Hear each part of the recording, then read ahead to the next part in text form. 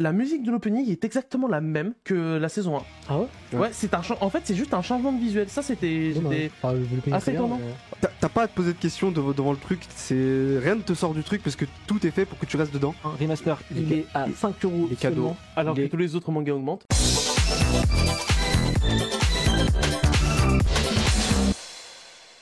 On attaque directement la sélection de la semaine et on a une flopée de belles choses que vous voyez actuellement sur la table qu'on va vous proposer. Alors, tout d'abord, tant que j'y pense, parce qu'on a reçu les coques de Kestify et pas que. Donc on va en parler rapidement. Là, vous voyez la magnifique coque que j'ai actuellement sur ma tablette One Piece. Et là, vous avez du coup la petite bouteille qui va bien. Et vous avez aussi la montre le bracelet Apple Watch qui va bien. Voilà, c'est sur Kestify qui font du coup des collabs avec des marques. Il n'y a pas que manga, j'ai vu, il y a du Harry Potter, il y a des licences, on va dire, de façon globale. Il y a Dragon Ball en manga. N'hésitez pas. Voilà, iPhone, tous les iPhones, plein de téléphones, même Samsung ou quoi. Allez checker. Ils font des bouteilles, ils font des AirPods, ils font un peu de tout quoi. Donc ça c'est plutôt cool. Et voilà, ça s'appelle Kestify. N'hésitez pas à aller checker parce que c'est plutôt des bons produits. On commence par quoi? City Hunter. Allez, City Hunter. Moi qui m'y colle. Hop. City Hunter, la réédition. Ouais, City Hunter, la nouvelle édition de Panini. Vu que tu parles de la réédition, je vais commencer un peu par là. Quand ils l'ont annoncé, j'étais un peu anxieux du truc. Je me disais, oula, on avait déjà une perfect pour City Hunter qui était plutôt cool. Et j'ai peur qu'on soit sur un truc qui soit pas forcément génial. Finalement, ils ont bien corrigé, je trouve, les défauts que je trouvais dans l'édition de 20th Century Boys, avec notamment le papier qui était pas forcément dingo. Là, très belle édition, toutes les pages couleurs, traduction top. En l'instar de ce qu'ils font sur Banana Fish, sur 20th Century Boys, sur... 20, j'ai pas vu les nouveaux tomes, en fait, j'ai vu que les premiers, où j'avais été un peu déçu, tu vois. Et là, non, franchement, rien à redire. Notamment, très très cool, pour rester un peu sur le côté édition, beaucoup de notes de traducteurs, de petits commentaires et tout est traduit. Et surtout, entre chaque chapitre, on a des notes, en fait, des discussions entre Hojo et son éditeur. Et ça, c'est trop cool parce qu'en fait, on comprend bien comment est-ce que Hojo il est arrivé à son truc. Parce que City Hunter, ça n'a pas été facile, ça a mis un peu de temps à démarrer. Par exemple, le fait que Ryo Saiba, après le tome 1, en gros, il y a un petit twist dans sa personnalité, il devient un peu plus drôle, un peu plus sympa, un peu plus fun. C'est voulu, en fait, c'est parce que il était considéré comme trop sombre pour le Jump. Pas mal de petits trucs comme ça qui font que globalement, c'est une super édition, c'est super intéressant. Une interview de Inoue à la fin aussi, qui était un assistant de Tsukasa Hojo, qui explique un peu ce qu'il a appris chez lui, comment il a pu travailler, l'influence en fait de Hojo, qui c'est un des auteurs les plus influents le bouquin, il est de la génération, quoi. Donc ouais, non, très belle édition, très beau papier, rien à redire à ce niveau-là. Page couleur. Côté histoire, moi je découvre Sea Hunter. J'attendais justement, je voulais acheter la Perfect. J'ai vu qu'il y avait une nouvelle, je me dis, oula, attends, on va attendre. C'est trop bien. En même temps, je suis pas surpris. Je m'y attendais. On a cette ambiance un peu urbaine, un peu nocturne qui est super bien représentée. On a ce côté aussi un peu qui. Japon City Pop années 80. Ouais, c'est ça. Et il y a aussi le fait, un peu tout ce qui est un peu les blagues un peu tendancieuses, le comportement de Ryo Saiba qui parfois, on se dit, ok, c'est pas la même époque. Dans son époque. C'est pas la même. Ça pourrait pas sortir aujourd'hui. Encore une fois. Et en même temps, s'il y a rien. Généralement, quand il fait ce genre de blague, il est plus derrière. Donc c'est pas une apologie. Je me coupe l'air sous le pied parce que justement, c'est ça que je trouve intéressant. Et c'est là où je trouve que beaucoup de gens passent un peu à côté du truc. À la manière de Tortue Géniale, par exemple, aussi dans Dragon Ball. C'est des comportements qui sont mis en scène sous forme de gag, déjà. C'est pas sérieux. Et en plus de ça, c'est du gag où à la fin, c'est ce personnage-là qui en prend plein la gueule, quoi. Quand il saute sur une meuf, il tombe par terre, il se prend un coup de marteau. Enfin voilà. C'est pas comme on peut lire parfois une valorisation du truc du tout. Du reste, côté histoire, c'est très bon. Assez surpris du tome 1 où, bon, c'est même pas du spoil parce que ça arrive au bout de 3 chapitres. Son meilleur pote se fait buter en fait pour introduire Kaori, du coup, qui va l'accompagner, qui est son assistante. Et pourtant, ça fait seulement 3 chapitres que tu connais le personnage et t'arrives à t'y attacher. En fait, la scène, elle est super touchante. Elle est bien mise en scène et tout. Donc, très fort. C'est vrai que City Hunter, en France, on a très une image Nicky Larson, ouais, c'est des vannes, c'est des blagues, c'est rigolo. Là, c'est dur. City Hunter, Ryo Saiba, c'est dramatique as fuck. Il y a beaucoup de blagues aussi, mais il y a des meurtres, c'est dur. T'as une meuf, le passé de Ryo son Saiba. mari se fait buter, elle dit, de toute façon, moi je vais mourir, j'ai un cancer, je veux qu'il paye, que des trucs comme ça, tu vois, attends, c'est la question de la drogue aussi, une drogue qui transforme un peu les gens en zombies, entre guillemets. Il y a un des potes de Ryo Saiba qui est touché par ça, tout plein de trucs comme ça, ou des histoires, en fait, même quand à la fin, Ryo Saiba gagne, mais c'est toujours un peu à quel prix quoi. C'est Non, jamais. excellent. C'est pas à la fin on fait un banquet et on a gagné quoi. Genre c'est. De toute façon, en tout cas sur le jeu de façon globale, hein, on vous recommande hein, que ce soit City Hunter, Cat Size, Family Compo, très très bon aussi. Il traitait déjà de thèmes. Moi je me dis pour l'époque Family Compo, je sais pas si vous avez lu, mais un jour j'en parlerai, je pense on fera un truc en tout cas sur le jeu, je pense un jour. Oui, ça mérite. Mais il traitait de sujets à l'époque. C'est tellement d'actualité aujourd'hui. C'est bien l'influence d'un certain monsieur. Hein. Quand on voit des pages comme ça, pas besoin de vous dire chez qui il est assistant. Il a son studio avec lui aujourd'hui. Et aujourd'hui, ça c'est. Tetsuhara Hokuto no Ken. D'ailleurs, Hokuto no Ken, hein. On en parlera dans le jeu, mais la. Pas obligé. la perfecte édition. Je ramène l'Ultimate, je l'ai chez moi. Je vais faire comme ça. On va faire comme ça. Dorian, tu continues avec. Yes, avec To You Eternity, saison 2, un des retardataires de la saison d'automne, qui est arrivé le dimanche 23 octobre, donc reprise de l'animé qui avait fait extrêmement parler sur Twitter et sur Internet l'année dernière avec son premier épisode notamment qui avait beaucoup marqué, qui avait fait d'un coup, ça a été vraiment un gros boom dès le premier épisode, ce qui est assez rare, hein, donc c'était assez cool et le manga l'est tout autant. Donc To You Eternity, on rappelle, c'est l'histoire d'une petite sphère qui est un être vivant qui arrive sur une terre un peu à l'ancienne, mais dans un monde qui est à la fois différent. Genre, il y a des trucs illogiques du genre un pays de glace qui est collé à un pays tropical. Bref, ça frôle avec le fantastique tout en étant réaliste et qui va vivre des expériences petit à petit en se transformant en différents êtres et va évoluer pour faire un peu l'histoire d'une vie. Sauf qu'il est immortel et donc du coup il peut traverser les époques en plus. Et pour la première de la saison, donc on avait un changement de studio déjà, on passe sur le studio Dive, donc quasiment pas de changement notable en tout cas, je sais pas, il y en a d'autres qui l'ont vu ici le premier épisode non. Il n'y a pas eu de gros changements notables, c'est toujours le style, c'est-à-dire très classique et surtout porté par sa narration, par ses OST, par côté plus contemplatif qu'action du manga. On va voir dans les scènes d'action, là pour le moment il y en a pas vraiment eu. Premier épisode qui est assez chill. Et en même temps, premier épisode aussi qui est assez... qui sait amener les choses. C'est-à-dire que on reprend... on n'a pas de résumé pour nous dire, voilà, c'est pas My Hero Academia qui nous rappelle que Midoriya a le One for All.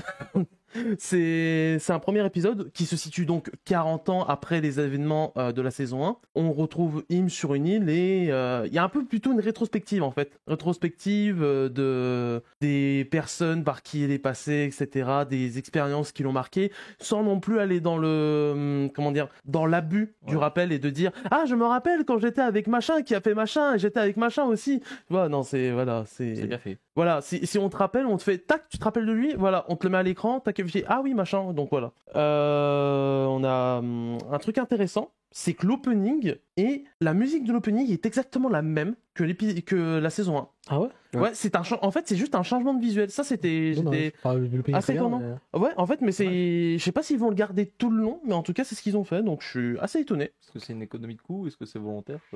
C'est assez rare parce que justement, généralement, il y a un peu une collaboration avec les boîtes qui produisent animés, le diffuseur, souvent par exemple, je sais pas, Crunchyroll, Sony, ils ont plein de... c'est une grosse maison de disques, donc souvent ils font des liens, tac, donc c'est assez étonnant. Par contre, l'ending change au niveau du visuel et de la musique. On reste sur ce côté d'une musique composée, sans parole ni rien, qui pose une ambiance. Mais ouais, ce premier épisode assez cool. On voit les thématiques qui vont être abordées. Thématiques évidemment, là on rentre de plus en plus dans celles qui étaient évidentes, mais qu'on ressent de plus en plus. Celle de l'immortalité, celle de vieillir et celle de voir tout le monde vieillir et disparaître autour de soi. Se dire est-ce qu'on peut s'attacher ou non, est-ce que pour souffrir ou non, il y a plein de bonnes choses on sent qui arrivent, on va voir ce que ça va donner. La théorie de toute façon, c'est une source sur... Moi j'ai pas envie de lire le manga là, je sais pas, on a les tomes, on a vraiment quelques-uns, mais j'ai vraiment trop envie de le lire parce que... Le manga, de ce que j'ai entendu, il décline de plus en plus. Ah ouais? Bon, pareil. En termes de popularité ou de qualité? On verra bien. On verra bien, parce que l'animé est en cours pour l'instant. Dans le Sunshine Magazine, et je sais qu'il était un peu... pas sur la sellette, mais dans la communauté, il était considéré comme des titres un peu en danger. Ah, voilà. Écoutez. Après, ça fait déjà 25 tomes, donc... C'est une série assez longue, donc voilà, si ça peut s'arrêter... Le Shonen Magazine n'a pas cette culture du jump de trop axe à droite à gauche. Et en tout cas, vous pouvez retrouver l'animé sur Crunchyroll tous les dimanches. On enchaîne avec un autre animé, Black Kaizoku. Tu vas nous parler de Yusei Yatsura, la version 2022, qui est disponible chez ADN depuis le 13 octobre, donc tous les jeudis, donc demain on aura l'épisode 3. Pour l'instant 2 épisodes de sortie et quel plaisir en vrai. En général, quand je commence un animé quand je fais une découverte, je regarde pas du tout les synopsis. Et là, en fait, je m'attendais pas du tout à ce type d'histoire. Du coup, en fait, la Terre est envahie par des extraterrestres. Et en fait, le synopsis me fume parce que c'est tellement barré et en fait, c'est tellement assumé. La Terre est envahie par des extraterrestres et les extraterrestres laissent un ultimatum à la planète Terre et reposent tous les espoirs sur un humain choisi au hasard. Et c'est Ataru, qui est un loser, un malchanceux de naissance et coureur de jupons. Il va devoir attraper la fille du chef des extraterrestres. Et s'il l'attrape, il sauve la planète Terre. Et il l'attrape et cette fille qui est Lamu va tomber amoureuse de lui et donc va rester sur Terre et pour son plus grand malheur. Donc Et là va s'en suivre plein de petites histoires plutôt humoristiques. C'est ça. Et c'est absolument excellent, mais je te laisse laisser. Donc en fait déjà, comme je l'ai dit, le contexte il est juste barré et en fait c'est totalement assumé de bout en bout pour chaque situation et en fait tu peux que t'as pas à te poser de questions devant le truc, rien ne te sort du truc parce que tout est fait pour que tu restes dedans et la mise en scène de David Prod. En tout cas, je trouve que la prod en général de l'animé est vraiment soignée en termes de design, en termes de DA. C'est les couleurs choisies même. C'est hyper propre. On a aussi cette manière bien à David Prod de mettre en avant les scènes élargies, un peu comme Jojo avec les onomatopées qui ressortent, etc. Donc ça, je trouvais que c'était visuellement ça claque, ça ressort bien. Il y a des scènes qui restent en tête entre guillemets. Et comment parler de l'opening, enfin comment parler de l'animé sans parler de l'opening de Shingo Yamashita, qui a réalisé 2 openings cette saison. Donc celui-là étant le deuxième et le dernier, j'espère. Enfin, pas le dernier du coup, j'espère. Juste magnifique, le storyboard est génial. La musique est trop cool. Même l'ending, je préfère l'opening, mais même l'ending est tout le temps quali. Je sais pas ce que vous en avez pensé, puisque vous avez tous les deux vu l'épisode. On l'avait dit en premier ici, sur Chez Manga Show, vous le savez. On l'avait call, et effectivement, c'est tombé par terre. De A à Z, les seiyuu, t'as pas parlé de seiyuu. Oh, d'ailleurs, Les seiyuu sont incroyables. Vous savez qu'il y a un truc, Ouais. le seiyuu de Ataru et le seiyuu de Lamu de l'époque font les parents d'Ataru. Ah oui, je savais pas. C'est voilà, petit truc. Mais non, c'est rigolo. Mais voilà, les seiyuu qui font le café. Mais là, ils ont pris que des grosses têtes. Hein, Oh, donc ça se voit. Ça, c'est pas- je crois que le seiyuu de Ataru, c'est le seiyuu de. Ça va me dire quelque chose. C'est la voix de Grey, Fullbuster. Ok, Fullbuster. d'accord.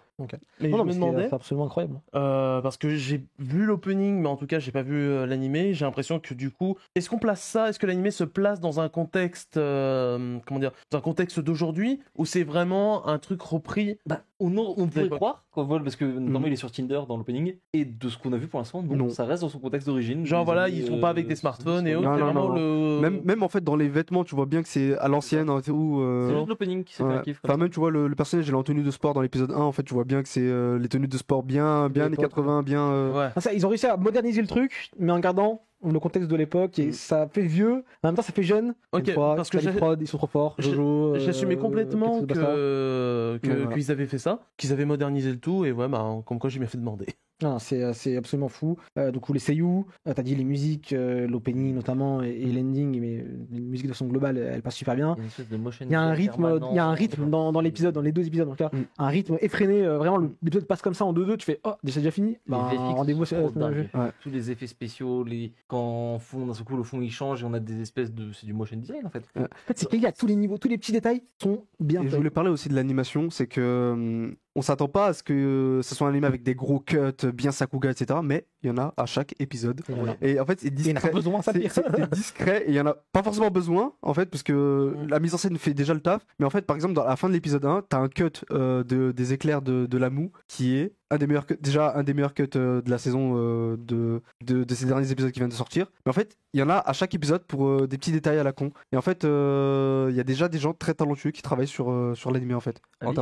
If I speak, on va sauter. En fait, du peu que j'ai vu, j'ai l'impression qu'ils reproduisent un effet à l'ancienne avec des mouvements plus lents, du coup, avec plus de framerate, en logique. Donc là, je suppose que c'est ce qu'il y a dans le premier épisode, enfin dans les premiers en tout cas. Non, c'est très bien animé, c'est assez rond, on appelle ça se défend pas mal, et ça marche trop bien. En plus, il y a un petit filtre un peu qui fait un peu C'est bien parce qu'ils ont pas mis trop vraiment, c'est un peu comme Fate Away, ce qui gras un peu. Juste en fait, il y a un cel shading épais, en fait les couleurs sont bien séparées, donc ça donne un Mais c'est trop beau. Mais- Je sais pas comment expliquer. Mais c'est marrant parce que du coup, ça rappelle la différence qu'on a avec l'animation d'aujourd'hui, où on va plus baser de la mise en scène, enfin surtout dans des animés plus de combat ou autres qui cherchent un côté impressionnant, où on va plus se servir de la baisse de framerate parce que forcément la baisse Oui. de dessin à faire dans la réalisation. Par exemple, je sais pas pour de la vitesse ou autre, où ça va être le côté du tac, la personne, le personnage quitte l'écran une seconde plutôt que un mouvement bien ample où tu le vois partir et décoller, qu'on avait plus avant en fait. Un côté un peu Looney Tunes là. C'est ça, parce que avant forcément il y a l'inspiration avec Disney qui eux, et c'est pour ça que leur animation est si impressionnante, anime en 30 FPS. C'est Doron qui le fait. Bon, en tout cas, Yurosei Yatsura, on est parti pour une 50aine d'épisodes et c'est mon rendez-vous du jeudi soir vraiment sur ADN. On rappelle un manga de Rumiko Takahashi, très grande autrice, qui a fait pas mal de très très bons mangas et du coup, Yurosei Yatsura en fait partie et ça fait extrêmement plaisir. On continue et on termine la sélection de la semaine. On va parler de Dreamland. Et là, vous allez me dire, mais, putain, mais Dreamland, mais ça fait encore un petit moment, tu vois, et tout. On a déjà fait une émission complète avec Renaud Lemaire, d'ailleurs, qui est disponible sur YouTube, la chaîne Team Manga TV. On vous invite à aller la voir pour avoir vraiment tout ce qu'il faut savoir. C'était pour l'époque, pour la sortie de l'artbook de Dreamland. Là, déjà. On a non seulement le tome 21 qui fait suite du coup à la série qui est sortie le 12 octobre dernier. On a l'anime qui est annoncé, on en avait parlé il y a quelques semaines, quelques mois maintenant sur la chaîne. Et Renaud Lemaire, dans toute sa splendeur, dans toute sa grandeur, nous offre un remake, un remaster du tome 1 de Dreamland, de sa série Dreamland. Et ce ne sera pas que le tome 1, du coup on va en parler un petit peu. Alors du C'est coup, trop c'est Renaud sorti. Lemaire comme truc. Ouais, c'est sorti, c'est Renaud Lemaire. Exactement, il est fou. Prix de lancement 5 € en plus. Donc déjà le tome 1 remaster, il est à 5 € il est cadeau. seulement. Alors Il que est- tous les autres mangas augmentent. Il est, ouais, C'est un manga neuf. Hein. c'est Enfin, ça, c'est un manga. et plus épais que le neuf. tome 1 d'origine. Dans je tous vous les le sens dis. du terme. neuf dans le oui, c'est ça. C'est pas. Non, mais il a pas attends, changé 3 pages. Quoi. Il est moins cher et il y a plus de pages que dans le tome 1 d'origine. Je vais vous expliquer ça dans quelques secondes. Du coup, qu'est-ce que c'est Dreamland tome 1 Remaster, c'est tout simplement le tome 1 de Dreamland qu'on a là d'ailleurs. Je vais vous montrer. On va faire une comparaison. Déjà, vous voyez tout de suite que il y a quelque chose qui a Qui est déjà un changé. remaster. Voilà, il y a déjà quelque chose qui a changé, c'est la couverture. Si c'était que ça aurait été déjà très bien. Tu vois, en soi, bon, voilà, une petite couverture pour le. L'arrière-plan a images. changé ou pas? Oui, bien sûr, tout a changé. Tout a changé dans ce tome. C'est bon, cherche pas. Tu vas me poser une question, ça a changé, oui. Donc là, tu vas voir les deux trucs. Donc, la différence. Bon, alors, très rapidement, je vous fais pas l'affront de vous répéter de quoi ça parle, mais rapidement. Terence, jeune lycéen, qui est amoureux d'une fille qui s'appelle Lydia. Ce mec-là, il a perdu sa mère il y a 7 ans, au début du manga, 7 ans, dans un incendie, il me semble. Oui, dans un incendie, oui, logique. Oui, bah oui. Et du coup, il a peur il a la phobie du feu. Or, il va dans des rêves surpasser sa peur du feu et en surpassant sa phobie, il va accéder au Dreamland qui est le monde des rêves où du coup son pouvoir sera le pouvoir du feu. Évidemment, il y aura plein de péripéties et je vous laisserai découvrir ça. Et encore une fois, on a une émission complète, Excellent, Dreamland. excellentissime manga d'exception. Pour moi, vraiment, il faut absolument C'est le le manga lire français. et justement d'autant plus avec ce remaster. Encore une fois, hein, émission complète avec Renaud Lemaire, vous allez voir ça et vous aurez tout notre avis très détaillé sur le manga. Ce tome 1 remaster de Dreamland, on y trouve quoi? Une nouvelle édition retravaillée et enrichie de pages couleurs inédites, donc déjà de nouvelles pages couleurs dans ce tome, plein de nouvelles pages tout court même, parce qu'il a rajouté des pages de chapitre 1, alors j'avais noté, excusez-moi, le chapitre 1, il faisait 46 pages dans le tome de base, et il fait 74 pages dans ce tome-là, et vous voyez de toute façon le tome est plus épais normalement, je sais pas si ça se voit bien à l'écran, mais le tome est plus épais. Le chapitre 1 est entièrement restoryboardé, vraiment de A à Z. Et ça se voit. Hein. Et ça se voit, je vais vous montrer quelques comparaisons dans quelques secondes. Une narration. Rappelez l'année de sortie de base du chapitre 1. Bonne question. Parce que là, début celui-là, 2000. je crois que c'est le tome 1 remaster déjà qu'il avait fait rapidement à l'époque. Ça, Il 2006. devait repasser un peu dessus. Voilà, c'est. faut en rendre compte, quoi. Il y Comme a ça. presque 20 ans de différence, quoi. Une narration plus dynamique et plus fluide. Et les textes sont réécrits également pour Ah, l'occasion. texte, carrément. Des textes, pas tous peut-être, mais des textes sont réécrits et mis au goût du jour. Et du coup, la suite du tome 1, du coup le tome 2, arrive en décembre, en remaster. Et c'est prévu pour au moins... alors ils avaient fait un truc détaillé, et je crois que c'est de moins en moins remaster. En fait, il fait des petits remasters, parce qu'évidemment, il avait step up petit à petit au fil des tomes, donc il y a de moins en moins besoin. Je sais que le tome 2 est encore bien... Le tome 2, 3 sont encore bien un truc, et après ça commence à baisser petit en pourcentage, mais il va remaster quasiment toute la série, quoi. Mais trouve où le temps de faire Tout en ça, là continuant. La série de base, C'est le ça, tome ouais. 21 est sorti en même temps, du coup, que je vous montre là, il est sorti en même temps que le tome 1 remaster. Et en Mais mec, plus- tu les as montres en fait. et en plus, je pense qu'il est pas mal impliqué dans un autre projet encore. C'est l'animé évidemment. Évidemment. Et il a sorti un artbook. En plus. Le Mashima français, on le répétera jamais assez.